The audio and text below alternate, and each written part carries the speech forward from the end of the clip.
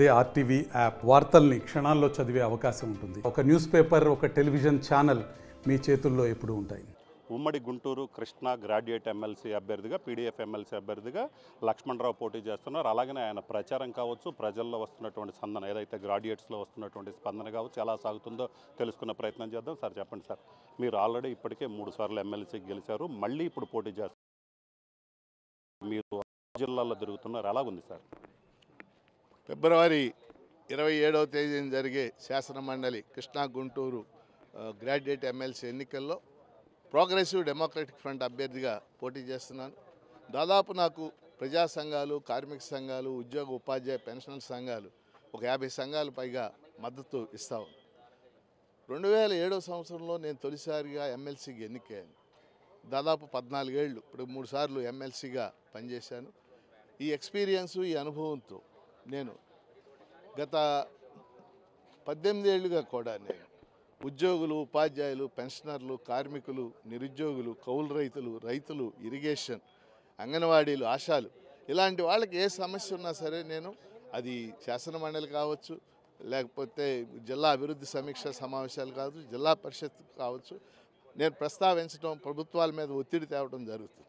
ఉదాహరణకి గుంటూరు ఉమ్మడి జిల్లాలో వరికిపూడి శల అని ఉంది. అది సజీవంగా ఆ సమస్య ఉండటానికి నేను ఎంతో ప్రయత్నం చేశాను. అలాగే గుంటూరు ఛానల్, గుంటూరులో సమస్య ఉంది, అది రైతులది అయినప్పటికీ నేను రైతుల సమస్యలు కూడా ప్రస్తావన చేశాను.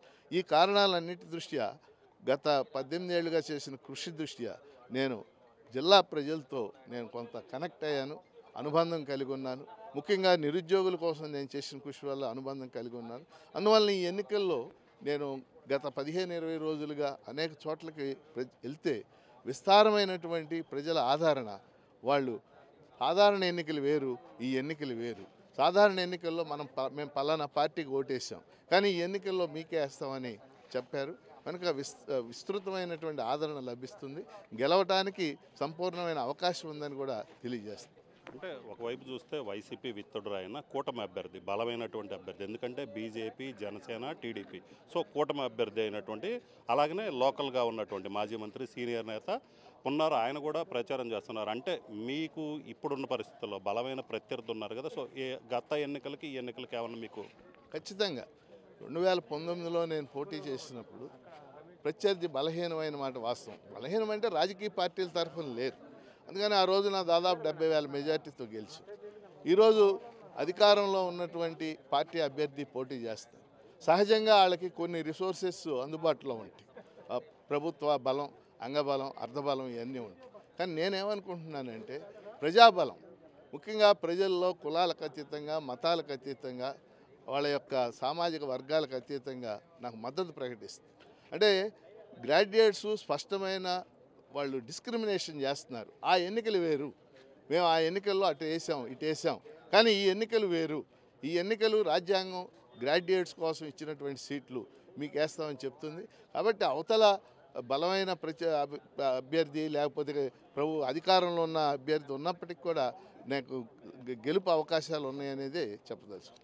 సో ఇంకోటి చెప్పండి, టీడీపీ అభ్యర్థి ఎవరైతే టీడీపీ కూటమి తరపున ఉన్నారో వాళ్ళు చెప్తున్నారు, పీడీఎఫ్ ఎమ్మెల్సీ అభ్యర్థి లక్ష్మణరావు వెనక వైసీపీ ఉంది. అంటే ఇప్పటిదాకా పార్టీలు కాదండి, వాళ్ళు ఒక పార్టీ తరపున నిలబడ్డా మీ వెనక వైసీపీ ఉందని ఒక ప్రచారం చేస్తున్నారు.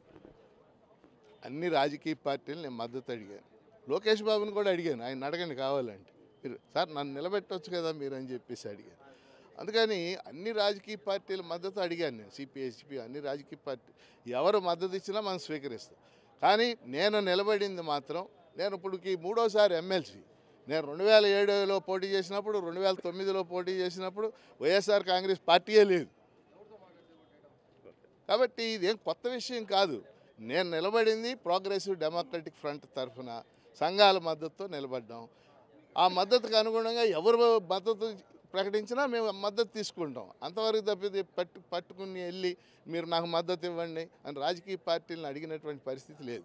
సో ఇంకొకటి చెప్పండి, మీరు ఏదైతే ఉందో ఇప్పుడు ఎమ్మెల్సీగా ఉన్నారు, ఈ గత 5 ఏళ్లలో మీరు పూర్తిగా వైసీపీకి అనుకూలంగా చేశారు. మీ ప్రొటెన్ స్పీకర్ పదవి కావచ్చు, ఇంకోటి కావచ్చు.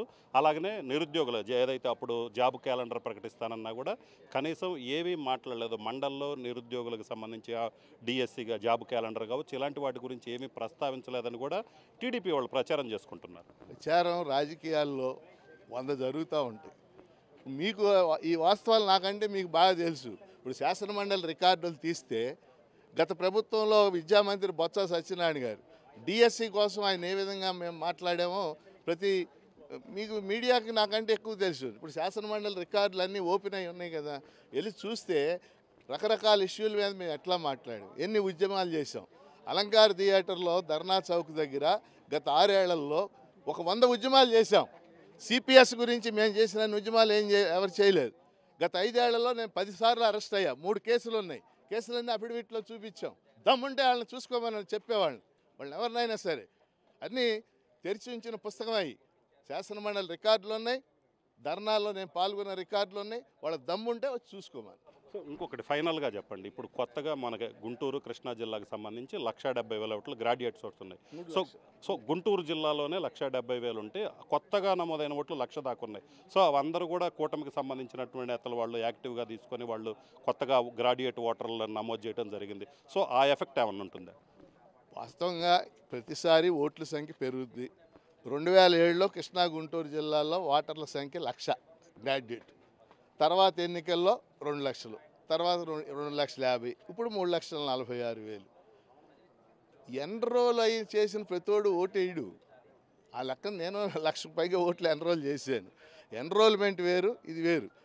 కాబట్టి వాళ్ళు కొత్త వాళ్ళు ఎవరికి వేస్తారు ఏంటనేది త్వరలోనే తేలిపోద్ది కదా, దానికి ఎందుకు ఆందోళన. సో ఇది పరిస్థితి. మొత్తం మీద అయితే మాత్రం గ్రాడ్యుయేట్ ఎమ్మెల్సీ ఎన్నికల్లో తనకి ఉద్యోగ సంఘాలు, ప్రజా సంఘాల మద్దతు ఉంది.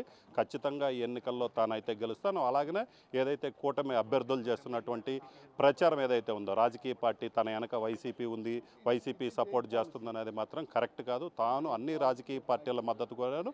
స్వయంగా మంత్రి లోకేష్ను కూడా గెలిచి తనకు మద్దతు ఇవ్వాలని కోరాను.